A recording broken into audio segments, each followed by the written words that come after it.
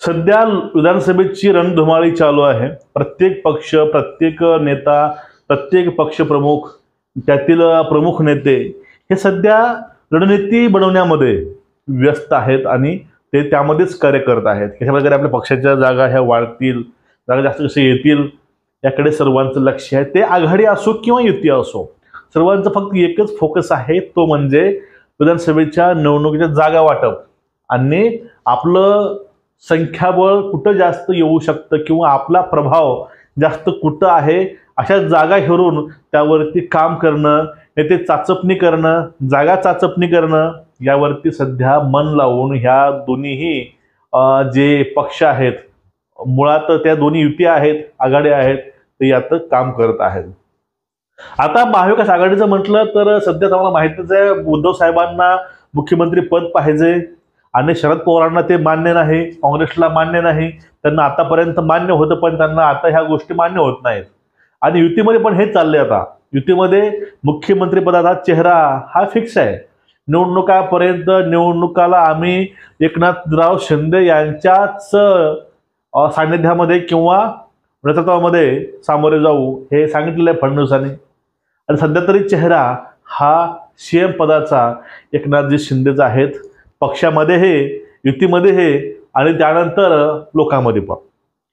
या ठिकाणी सगळं काही चांगलं चालू आहे, पण याच वेळेस एक धक्का दिलेला आहे, ते म्हणजे अजित पवारांना। कारण बघा, अजित पवार विधानसभा म्हणजे लोकसभेच्या अगोदर आपल्या काकापासून वेगळे झाले, पक्ष फुटला, ते बाहेर आले। मग त्यावेळेस नंतर ते गडचिरोलीला गेले, त्यावेळेस ते बोलले होते की मी पक्ष सोडून किंवा पक्ष फोडून किंवा दूर होऊन वेगळा होऊन चूक केली। त्यांनी चूक ही मान्य केली होती अजित पवारांनी। कारण बघा, ते ठाकरे असोत किंवा पवार असोत, शेवटी प्रश्न असतो तो म्हणजे सत्तेचा, जागेचा आणि त्यानंतर आपल्या अस्तित्वाचा। आता सेना ही चित्र फुटून गेली, ती सगळ्यात त्यांनी चूक केली मोठी। तसंच अजित पवार हे फुटून आले, त्यांनी तशीच मोठी चूक केली आहे। समजून घ्या एका मिनिटामध्ये। कारण बघा, एक पक्षाचं विचारधारा मतदार जो आहे तो मतदारावरती आपला पक्ष काम करत असतो। आता काँग्रेसची विचारधारा सर्वांना माहिती आहे आणि त्याच विचारधारेचे नेते म्हणजे अजित पवार आहेत, ते त्यातून बाहेर आले। मग त्यांचा जो कोर वोटर आहे तो सोबत येणारच नाही, कारण तो त्यांची विचारसरणी भाजपची नाहीच मुळात। त्यामुळे त्यांचा जो मतदार आहे तो पाठीमागेच राहिला, फक्त अजित पवार काही नेतेच फक्त बाहेर आले। त्यांना झालं काय, अजित पवारांना जी हानी पोहोचली लोकसभेला, तीच त्यांना हानी ही विधानसभेला सुद्धा पोहोचू शकते, त्यामध्ये काही शंका नाही। या उलट बघा, उद्धव ठाकरे साहेबांचं, ते युतीमधून बाहेर पडले, ते आघाडीसोबत गेले, पण ते तिकडे जाऊन सुद्धा जो इकडला जो मतदार आहे कोर वोटर तो सोबत नाही आला। काही जणांना प्रश्न पडेल की एवढ्या जागा निवडून आल्या 9 लोकसभेला कसे काय आल्या? बघा, समजून घ्या।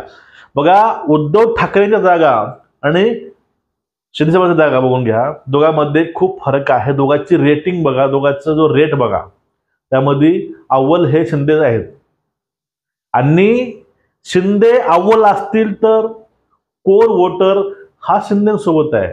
सहानुभूती वगैरे काही नसतं, सगळं काही अंधश्रद्धा असतात। कारण उद्धव ठाकरे हे निवडून त्यांचे निवडण्याचं कारण काय, ते म्हणजे काय, मुस्लिमचं मत आहे ते एक हाताने पडलेले आहे।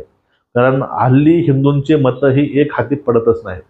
विषय असो, बघा, कुणीही जावो पण हे चुकांचे चुका झालेल्या आहेत आणि यामध्येच मध्यंतरी प्रश्न आला होता। तो प्रश्न म्हणजे की आता चिन्ह, नाव हे यांना भेटलं ते जाईल का? कोर्टानं सांगितलं ही शिवसेना कुणाची, राष्ट्रवादी कुणाची, पण या वेळेसच असा झटका दिलेला आहे अजित पवारांना। झटका म्हणजे काय समजून घ्या, लोकसभा सचिवालयाच्या कार्यालय वाटपावरून आता एक नवीन बाब समोर येते। ते बाब म्हणजे की अजित पवारांना किंवा अजित पवार गटांना सध्या निवडणूक आयोगाचाच म्हणजे लोकसभेचा दमदार झटका बसलाय आणि तो झटका शिंदेंना बसणार का किंवा उद्धव ठाकरेंना बसणार का, हा पण प्रश्न सर्वसामान्यांना पडतोय। ठीक आहे, बघा, आता शरद पवारांच्या राष्ट्रवादीला चक्क कार्यालय दिलेलं आहे। लोकसभा सचिवालयानं शरद पवारांच्या राष्ट्रवादीला, राष्ट्रवादी मी शरदचंद्र पवार या पक्षाला जे जुनं यांचं कार्यालय होतं ते बहाल केलंय आणि त्याचं नाव NCPच आहे, नॅशनलिस्ट काँग्रेस पार्टीच आहे. मुळात जे जुनी काँग्रेस होते तेच नाव आहे. आता शरद पवारांचं काँग्रेस हे नवीन आहे, ते नवीन काँग्रेसचे संस्थापक अध्यक्ष आहेत आणि त्या नवीन काँग्रेसला त्यांचं जुनं कार्यालय दिलंय आणि त्यावरूनच चिंता वाढले दादा गटाची. बघा, अजित पवारांना पक्ष कार्यालय मिळालेच नाही कारण त्यांच्याकडे फक्त एक खासदार आहे आणि शरद पवारांकडे सध्या 10 खासदार आहेत. 8 खासदार हे लोकसभेचे, 2 खासदार राज्यसभेचे. त्यामुळं ज्यांचे जास्त खासदार त्यांना कार्यालय, या कारणास्तव या ठिकाणी शरद पवारांना जुनं कार्यालय मिळालंय असं या ठिकाणी बोललं जातंय, त्यातून सांगितलं जात आहे. आणि आता विषय असा येतो, तो विषय म्हणजे आज सध्या अजित पवारांना कार्यालय हे कुठलंच नाही आणि कार्यालय मिळण्यासाठी बघा कमीत कमी 3 खासदार असावे लागतात. तोपर्यंत त्या व्यक्तींना कार्यालय मिळत नाही.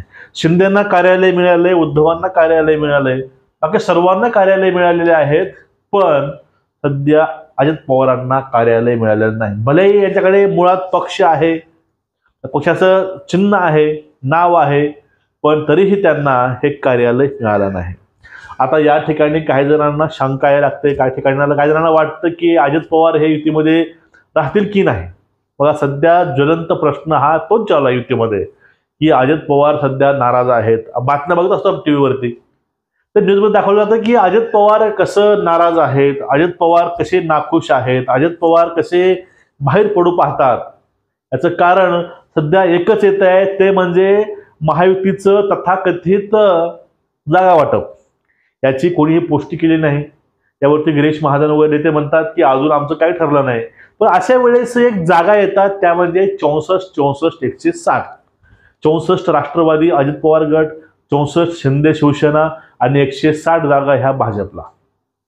आता 2019च्या वेळेस बघा, ज्या वेळेस उद्धव साहेब आले, परत ते गेले, त्यानंतर शिंदे आले. शिंदेचे आमदार हे कमी होते. शिंदेचे आमदार कमी असताना आणि भाजपचे आमदार जास्ती असून हे शिंदे साहेब हे मुख्यमंत्री म्हणून पदावरती होते.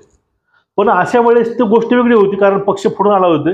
पण आता विषय असा आहे, तो विषय म्हणजे की विधानसभा 2019च्या नंतर 24 मध्ये जर 160 जागा भाजपच्या असतील तर अशा वेळेस जास्तीत जास्त जागा ह्या निवडून भाजपच्या येतील. मग अशा वेळेस मुख्यमंत्री हा भाजपचा असणार आहे 100%. कारण एक फॉर्म्युला असतो युतीमध्ये, आघाडीमध्ये, तो म्हणजे ज्यांचे जेवढे जास्त आमदार त्यांचा मुख्यमंत्री, हा फॉर्म्युला असतो. पण सध्या 64-64-160 हा जो फॉर्म्युला आहे, त्यामुळं शिंदे पण नाखुश आहेत आणि या ठिकाणी पवार पण नाखुश आहेत. या तिघांचं म्हणणं असंही असावं, दोघांचं म्हणणं की तिघांना हे जागा वाटप हे समान असावं.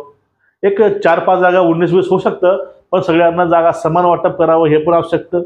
आणि या ठिकाणी शिंदे गटांना हे वाटत असावं की आपण चांगली कामगिरी ही केलेली आहे लोकसभेला, मग त्या स्ट्राईक रेटनुसार आपल्याला जागा हे मिळाल्या पाहिजे. आणि एकूणच हे मित्रांनो प्रकरण चालू आहे सध्या. आणि त्यामध्येच जी ही बातमी आलेली आहे की शिवसेनेचं त्यांना मिळालेलं आहे म्हणजेच मुख्यालय किंवा त्यांचं ऑफिस, पण राष्ट्रवादीचा अजित पवारांचा गेम होतोय असे लोक बोलतात. नेमकं कारण याचं खासदारचं कारण आहे, संख्याबळाचं, पण या ठिकाणी याचे अर्थ हे वेगळेच लावले जातात. आणि नेमकं याच्या धर्तीवरतीच आता पक्ष कार्यालय गेलं, चिन्ह आणि नाव जाईल का ह्या पण गोष्टी लोक बोलतात. आता बाबा यांचं चिन्ह नाव जाईल का, अजित पवारांचं आता ऑफिसात गेलं असं आहे. तुमचं एकूणच बघा याविषयी मत काय, नक्कीच आम्हाला कमेंट करून कळवा. आणि चॅनलला मित्रांनो सबस्क्राईब करा, बेल आयकॉन दाबा, व्हिडिओ शेअर करा. नमस्कार, जय हिंद, खुश राहा, हॅपी राहा.